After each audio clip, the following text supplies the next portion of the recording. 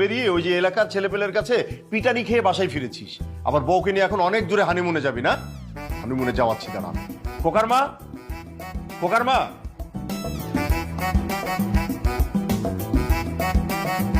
কি হয়েছে?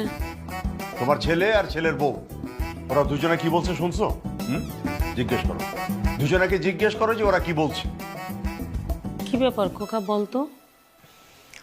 মা, তোমার বৌমা হানিমুনে যেতে চায়। চুপ কর, বাচ্চা বাচ্চা ছেলে পেলে এখনো নাক টিপলে দুধ পড়বে, আর ওরা অনেক দূরে নাকি হানিমুন করতে যাবে। আর এই যে বৌমা, তোমার কি বুদ্ধি শুদ্ধি কিছুই নেই? হ্যাঁ, তুমি ওকে হানিমুনে যাওয়ার কথা কেন বলছো? আহা, তুমি এরকম রাগারাগি করছো কেন? বুঝিয়ে বললেই তো হয়।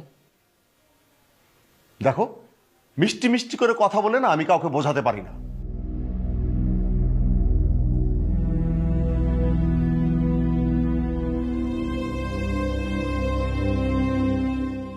কিরে, তুই আবার দাঁড়িয়ে থাকলি কেন?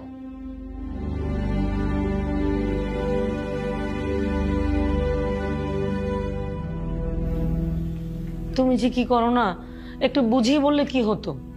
বাচ্চা মানুষ না? আশ্চর্য। বাচ্চা বাচ্চা ছেলেমেয়ে, দুদিন আগে এই বউকে নিয়ে এলাকার মধ্যে ছেলেমেয়ের হাতে মার খেয়ে বাসায় ফিরলো, আর এখন অনেক দূরে যাবে হানিমুনে। দেখা যাবে ওখানে গিয়ে একটা অঘটন ঘটাবে, আসবে তো একটা দুঃসংবাদ। হানিমুনে যাবে। তাহলে আমাদের হানিমুনে যাওয়া হচ্ছে না।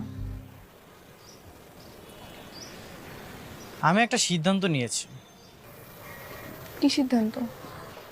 আমরা আলাদা বাসায় থাকবো। কি বলো, কোথায় যাবা? ভাড়া বাসা নিব, সেখানে শুধু তুমি আর আমি থাকবো, এখানে আর থাকবো না। কিন্তু বাসা ভাড়া কোথায় পাবা? টিউশনি করাবো, জব খুঁজবো, দরকার হলে পাঠাও গাড়ি চালাবো, তারপরেও এই বাসাতে আমি আর থাকবো না। এটা কি ঠিক হবে? কেন ঠিক হবে না? অবশ্যই ঠিক হবে। বাবা মা কি মনে করবে? সেটা না হয় আমিই বুঝবো।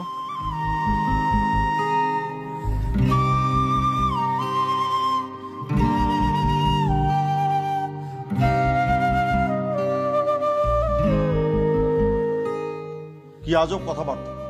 এইসব বুদ্ধি তোকে দেয় কে? বাসা ছেড়ে যাওয়ার চিন্তা ভাবনা তোর মাথায় আসে কি করে? যেভাবে হোক এসেছে, আমার সিদ্ধান্তটা আমি জানিয়ে দিলাম। আমরা কাল বাসা ছেড়ে চলে যাচ্ছি। একটা থাপ্পড় দিয়ে না সবকিছু ভুলিয়ে দেবো। বাসা ছেড়ে চলে যাচ্ছে। দেখো বাবা, আমি এখন